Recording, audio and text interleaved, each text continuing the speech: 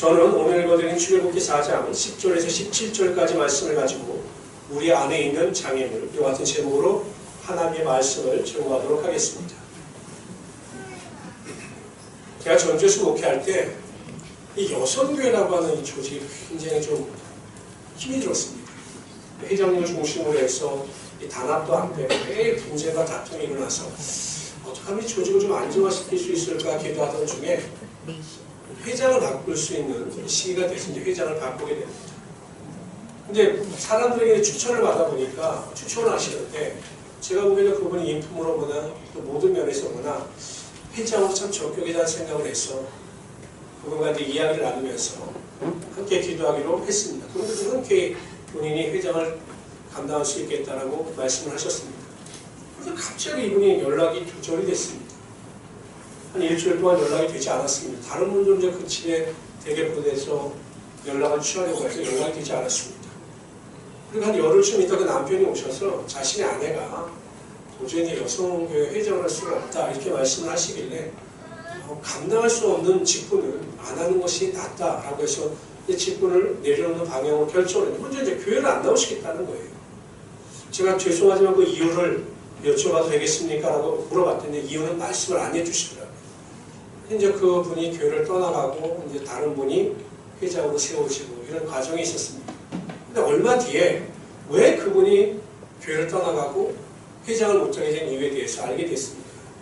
근데 저에게 부탁할 때는 자기가 회장이 되면 자기와 같이 일할 총무를 자기가 좀 선출했으면 좋겠다라고 말씀을 그렇게 하시라고 같이 일하시는 분을 다 뽑으셔서 하시라고 했는데 총무에 가서 딱 부탁을 하는 순간 이 총무 자신에게 협조해 줄 것이라고 했던 그분이 내가 못하겠다고 내가 당신을 못 도와주겠다고 이 거절하는 것에 상처를 받고 회장도 못하고 교회도 떠나가는 겁니다.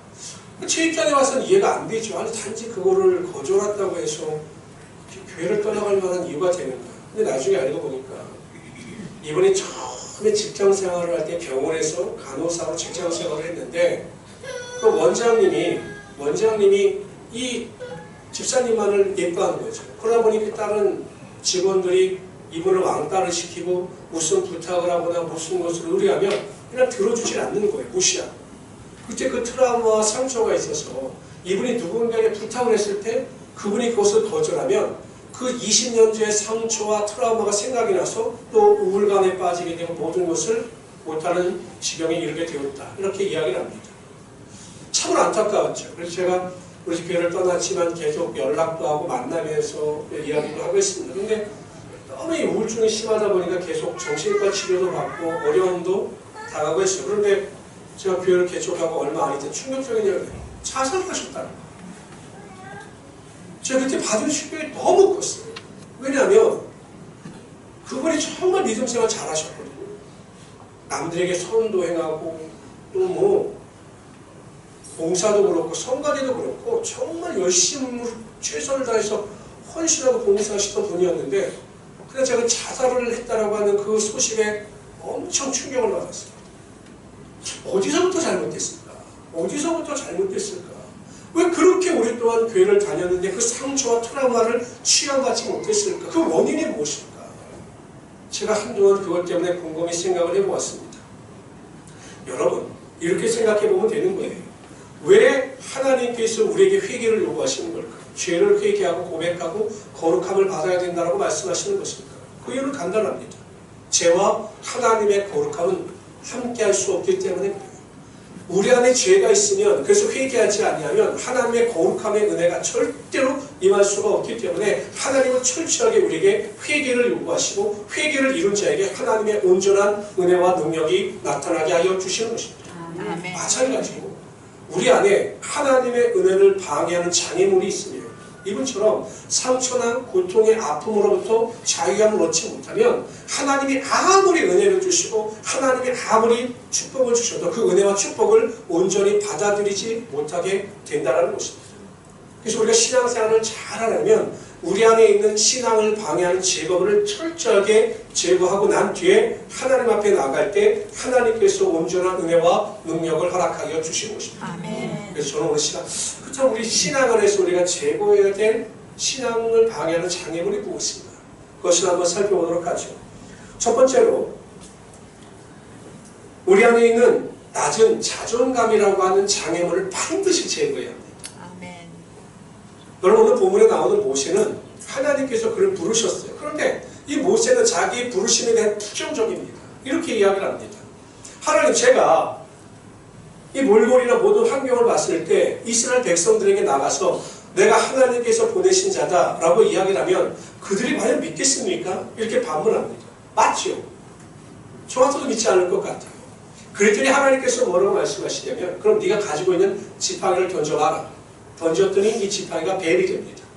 그 꼬리를 잡으라 라고 꼬리를 잡았더니 다시 지팡이가 돼요. 네 오른손을 가슴에 넣어봐라. 넣었다 빼보니 손에 나병이 걸렸습니다. 다시 넣었다 빼봐라 하니 손이 정상으로 되었습니다. 이 기적을 이스라엘 백성들에게 행하면 반드시 그들이 너를 믿을 것이다 라고 약속하셨어요. 그리고 이쯤 됐으면 모세가 가면 좋은데 또 모세가 뭐라고 이야기를 하냐면 하나님, 백성들을 설득할 수 있는 능력이 있어야 되는데 나는 입이 둔하여 어눌해서 말도 제대로 못합니다. 내가 어떻게 그들을 설득할 수 있겠습니까? 라고 또 이의를 제기합니다. 하나님께서 화를 내셨습니다. 내가 세상을 창조하고 인간은 입도 창조한 자인데 너에게 그런 능력을 주지 않겠느냐? 이렇게 말씀하셔요. 그럼 너가 처음 못하겠다면 내가 내 형 아론을 예비해 놨으니 네가 걱정하지 말아라. 이렇게 말씀을 하십니다. 근데 여러분, 과연 모세가 자신의 고백대로 이렇게 형편없는 사람이었느냐라는 거예요. 정말로 능력도 없고 무능한 자였느냐라는 것입니다. 만일 모세가 그런 무능한 자였다면 하나님의 부르심이 정말로 부담이 될 수밖에 없지요. 왜냐하면 내 능력이 되지 않는데 능력도 되지 않는데 그 일을 어떻게 감당해 나가는가. 그게 부담이 될 수 있습니다. 그런데 모세는 자신이 생각하는 것처럼 그렇게 무능한 사람이 아니었어요.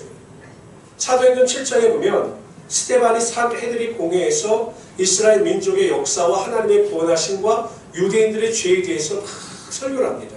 그때 이 스데반이 모세에 대하여 뭐라고 이야기를 하냐면 이렇게 이야기를 해요. 다 같이 읽어봅시다. 시작. 그때 모세가 났는데 하나님 도시기 아름다운지라 그의 아버지의 집에서 석 달 동안 걸리더니 버려진 후에 자기 아들로 기름해 모세가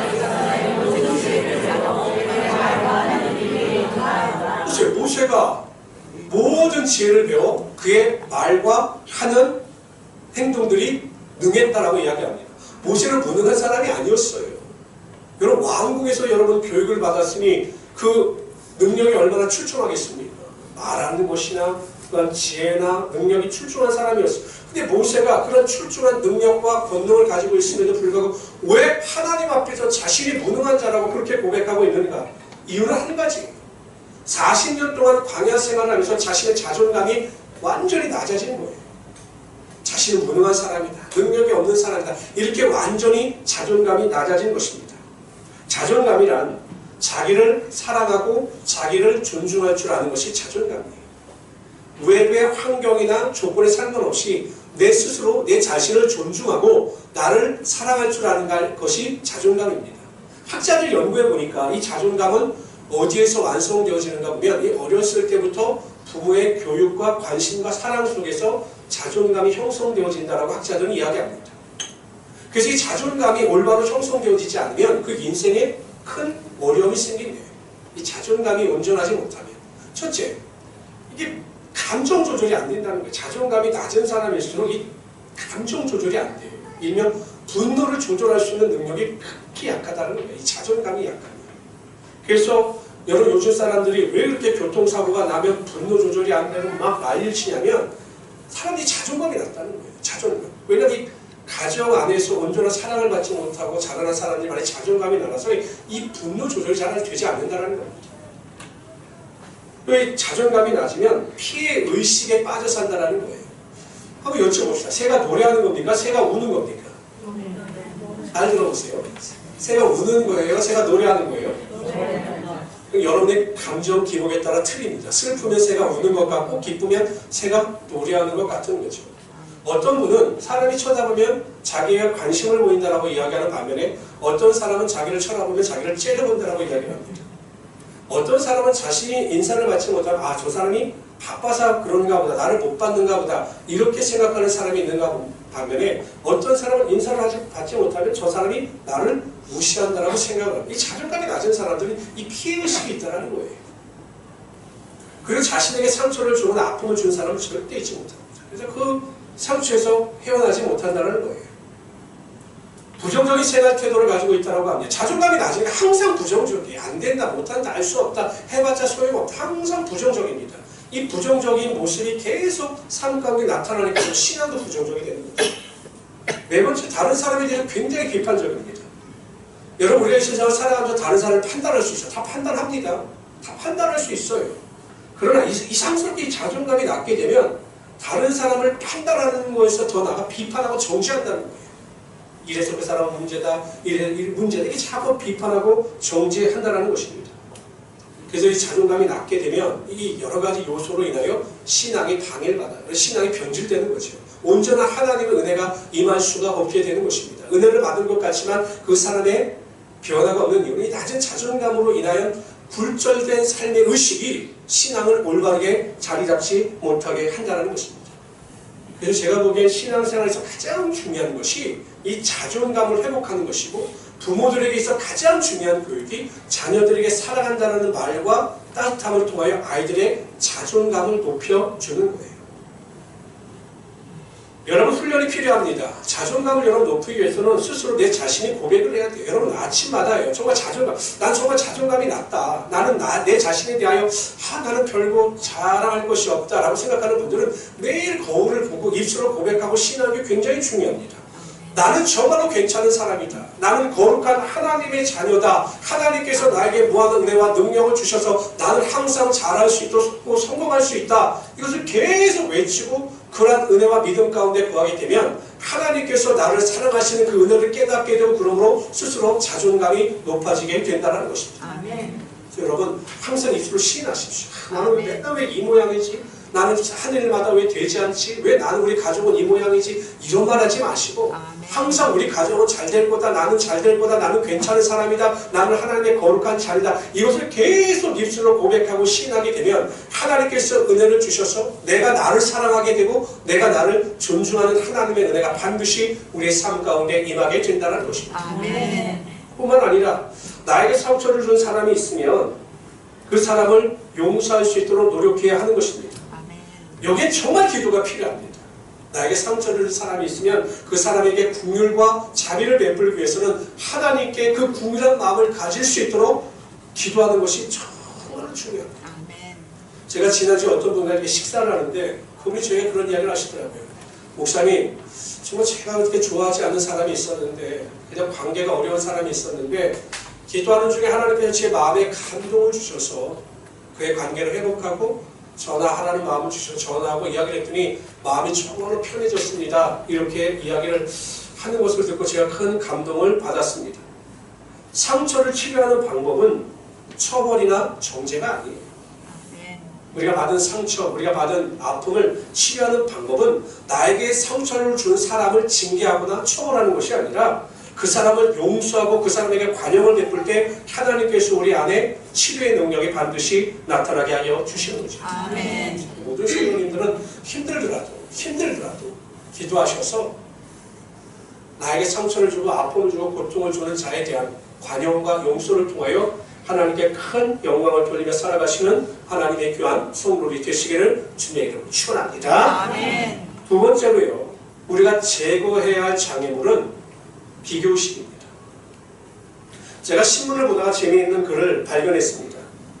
세상에는 건드리지 말아야 할 것이 있다고 합니다.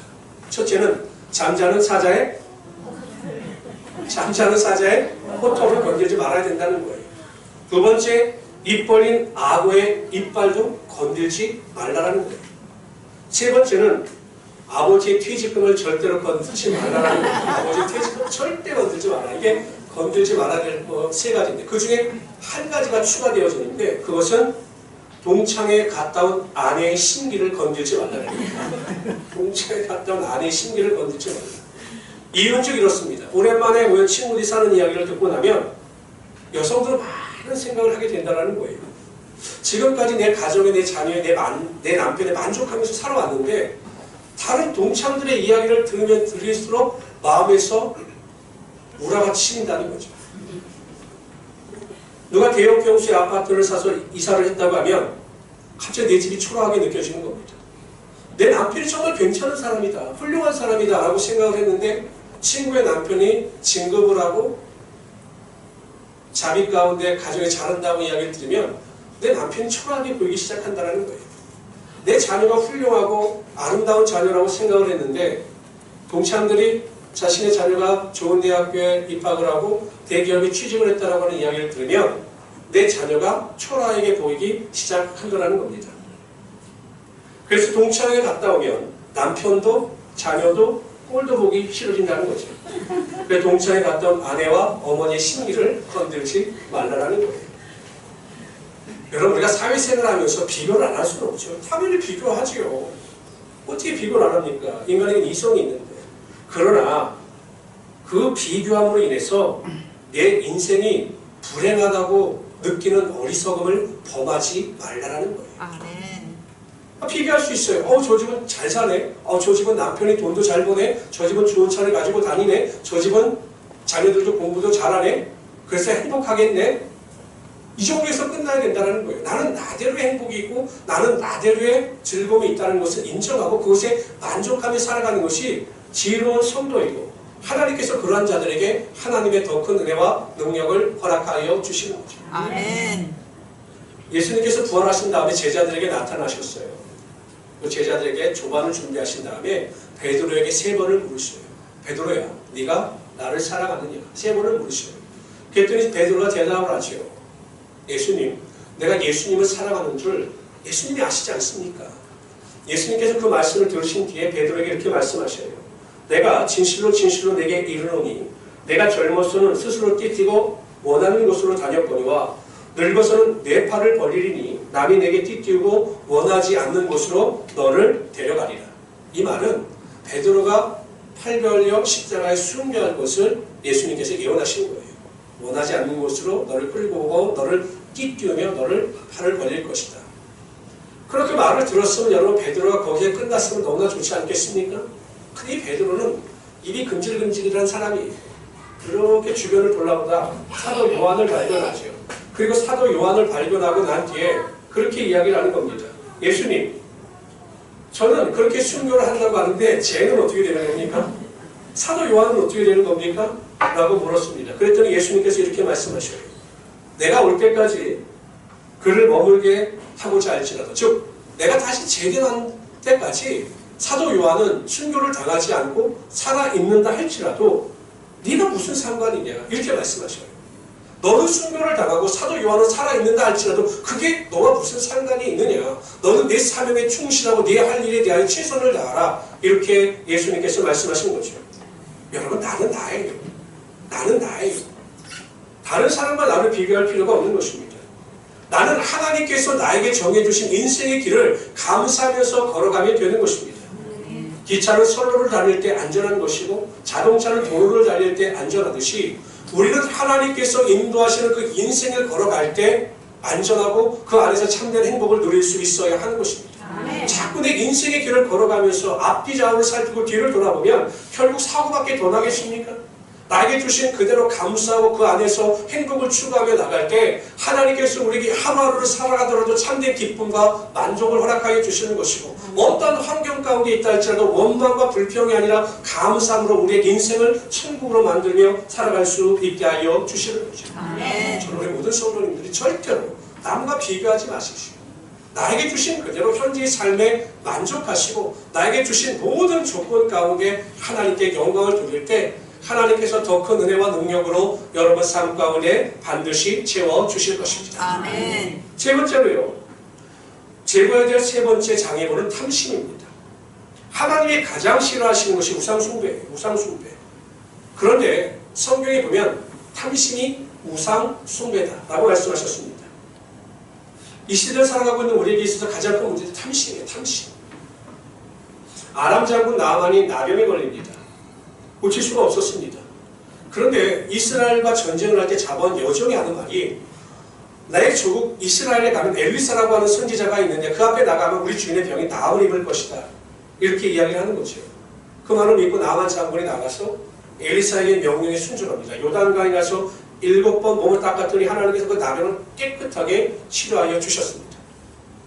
그래서 나만이 너무 감사한 나머지 이 엘리사에게 제물을 드리려고 할 때 엘리사가 그 제물을 거부해요. 왜냐하면 혹 다른 사람들이 그 제물을 노려서 나만의 병을 고쳐준 것이다 라고 하는 오해를 불러일으킬지 모르기 때문에 그걸 거부하죠.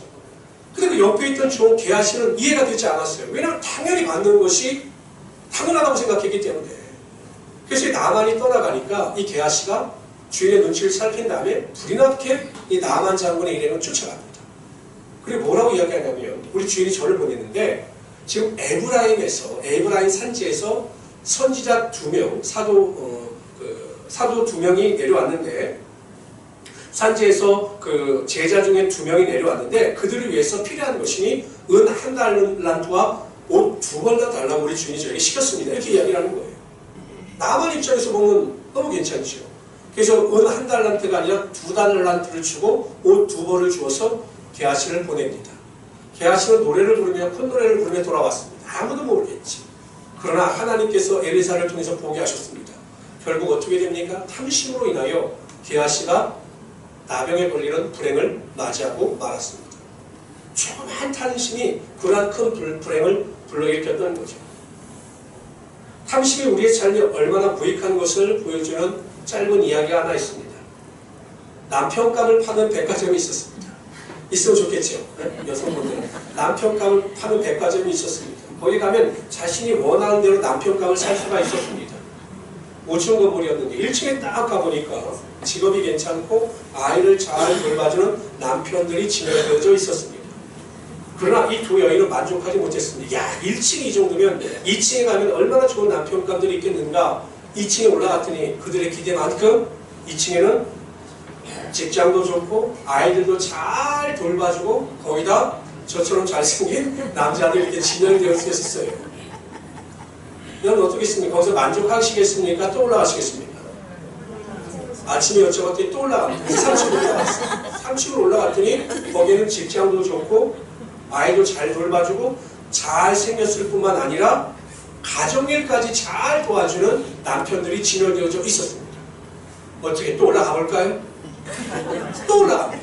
4층에 갔더니 얼굴도 잘 생기고 또 아이들 잘 돌봐줄 뿐만 아니라 직장도 더 좋고 거기다가 이 사람이 로맨틱한 사람이에요. 그래서 기념일만 되면 아내들에게 선물을 사주고 기념 이벤트를 하는 아주 훌륭한 남편들이 4층에 딱 진열되어져 있었습니다. 여러분들 같으면 어떻게 하실 것 같습니까? 여기서 만족할까요? 또 올라갈까요? 이 여인들은 4층이 이 정도면 5층 올라가면 정말로 훌륭하고 정말 우리가 상상할 수 없는 완벽한 남편이 있을 것이다 라고 5층으로 올라갔습니다. 그랬더니 5층에 꽤 크게 쓰여져 있었습니다. 비어 있음. 절대 그 밑으로 내려가지 못한 좌측 계단을 통해서 밖으로 나가시기 바랍니다. 여러분 4층에서 만족하고 3층에서 만족하고 2층에서 만족했더라면 훌륭한 남편을 얻을 수 있었을 텐데 만족하지 못하고 탐심을 부리다가 아무 결과도 얻지 못하고 돌아가는 낭패를 봤다라고 하는 이야기죠. 여러분 우리의 삶의 탐심은 백해 무익합니다. 오히려 이 탐심으로 인하여 우리가 믿음에서 멀어지고 우리가 하나님 앞에서 큰 죄를 범하는 결과를 범할 수도 있다 라고 성경은 이야기합니다. 다같이 한번 읽어봅시다. 시작. 오직 각 사람이 시험을 받는 것은 자기 욕심에 끌려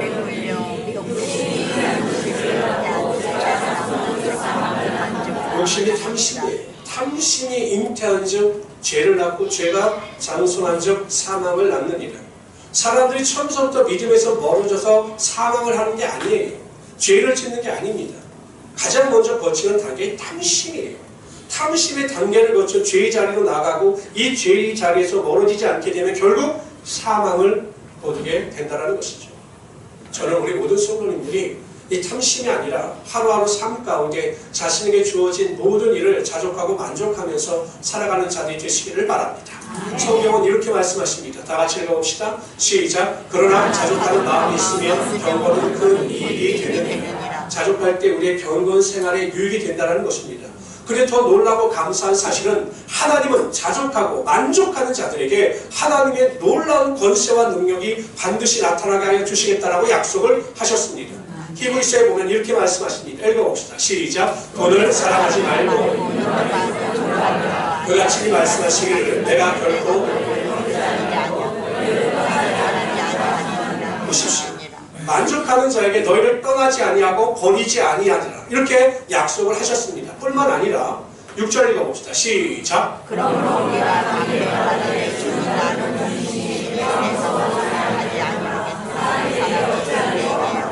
보십시오. 하나님은 반드시 우리를 도와주시는 거예요. 자족하고 만족하는 자에게 하나님의 도우심과 하나님의 능력은 반드시 나타나게 되는 것입니다. 여러분, 우리가 이 시대를 살아갈 때 잘 분별해야 합니다. 사람들은요, 탐심의 길을 걸어가고 있으면서 내가 탐심의 길을 걸어가고 있는지조차 모를 때가 굉장히 많아요. 요즘에 우리나라가 이야기할 때 이 당뇨가 굉장히 위험하다고 이야기하는데 제가 깜짝 놀랄 때가 이 몸이 썩어져 가고 있는데 이 당뇨 환자들은 고통을 못 느끼니까 다리나 이런 데가 썩어는 걸 모르는 거죠. 우리가 탐심의 길을 걸어가고 있어요. 내가 직장에서나 가정에서나 여러 가지 일에 내가 탐심으로 인하여 하나님 안에서 믿음에서 멀어지고 있음에도 불구하고 그것을 제대로 깨닫지 못하는 사람들이 너무나 많다는 것입니다. 저는 우리 모든 성도님들이 철저하게 탐심을 내어놓고 하나님께 주신 것에 감사하고 만족하시면서 살아도 주를 위하여 살고 죽어도 주를 위하여 살므로 하나님의 영광과 기쁨이 되는 하나님의 귀한 성도들이 되시기를 주님으로 축원합니다. 그러니까 하나님께서 여러분을 도우시고 하나님께서 여러분을 더 큰 은혜와 능력으로 함께하여 주실 것입니다. 아멘. 그 미국 메이저리그, 그 미국의 그 야구에 보면 일본인 투수 중에 다루비슈라고 하는 투수가 있어요. 이 투수가 2017년도에 이 LA 다저스의 스카웃이 됩니다. 이 LA 다저스가 이 월드 시리즈 최종 야구 순위에서 우승을 하기 위해서 다루비슈를 스카우트해요. 근데 예상대로 이 다루비슈가 크게 공을 잘 던져서 월드 시리즈 최종전까지 가요. 근데 그 맞상대가 휴스턴 애스트로스라고 그 아메리칸 리그에서 1등으로 올라온 팀이거든요. 그런데 이 다루비슈라고 하는 투수가 난타를 당해요. 정말 잘 던졌던 투수인데 에스트로 타자들이 이 다루비슈의 공을 정말 잘 치는 거예요. 근데 LA 다저스 입장에서 무슨 이유 때문에 다루비슈가 저렇게 난타를 당하나 몰랐어요. 근데 나중에 이 휴스턴 애스트로스에서 이야기하기를 이 다루비슈 투수가 공을 던질 때마다 이상한 습관이 있다는 거예요. 빠른 직구를 던질 때, 커브를 던질 때, 슬라이더를 던질 때 이 투수가 약간씩 폼이 다르다는 거예요. 그래서 휴스턴 타자들이 그 다루비슈의 습관을 보고 있다가 그 공이 들어올 것을 예상하고 전부 안타로 만들었던 거죠. 그러니까 자신도 모르는 습관 때문에 결국 그 다루비슈가 휴스턴 타자들에게 엄청나게 점수를 주고 마는 거죠.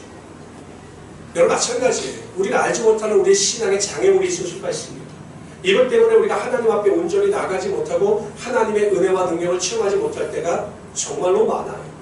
이 장애물을 제거하기만 하면, 이 장애물을 치워버리기만 하면 하나님께서 우리에게 놀라운 은혜와 능력을 주심에도 불구하고 그 장애물을 제거하지 못해서 수십 년 교회를 다녀도 온전한 하나님의 은혜 가운데 거하지 못한 자들이 너무나 많다는 것입니다. 우리 모든 성도님들은 오늘 이후로 한번 기도해 보십시오. 나의 신앙을 방해하는 장애물이 무엇입니까? 만일 나의 낮은 자존감으로 인해서 내가 피해의식이나 상처로 인하여 벗어나지 못함으로 하나님의 은혜를 체험하지 못하는 분들이 있다면 나의 자존감을 믿음 안에서 높일 수 있도록 하나님의 사랑을 기억하고 하나님 앞에 담대함으로 나아가 큰 은혜를 구하며 살아가시길 바랍니다. 아멘. 자꾸 내가 다른 사람과 비교해서 그 비교함으로 인하여 내가 상처를 받고 우울감 가운데 빠지는 우리 성도들이 있다면 남과 비교하지 마시고 하나님께서 나는 나에게 주신 은혜가 있음을 깨닫고 내 안에서 참된 행복과 기쁨과 만족을 누리며 살아가시는 자리 되시기를 주님의 이름으로 축원합니다. 마지막으로 탐심을 내어 버리십시오. 제일 문제 제가 보기엔 탐심입니다. 이 시대를 살아가고 있는 저와 여러분들에게 있어 신앙을 방해하는 가장 큰 장애물은 탐심입니다. 나에게 어떤 탐심이 있는가 잘 기억하셔서 그 탐심을 내려놓음으로 하나님의 온전한 은혜와 능력을 체험하여 살아가시는 하나님의 귀한 성도들이 되시기를 주님의 이름으로 축원합니다. 기도합시다.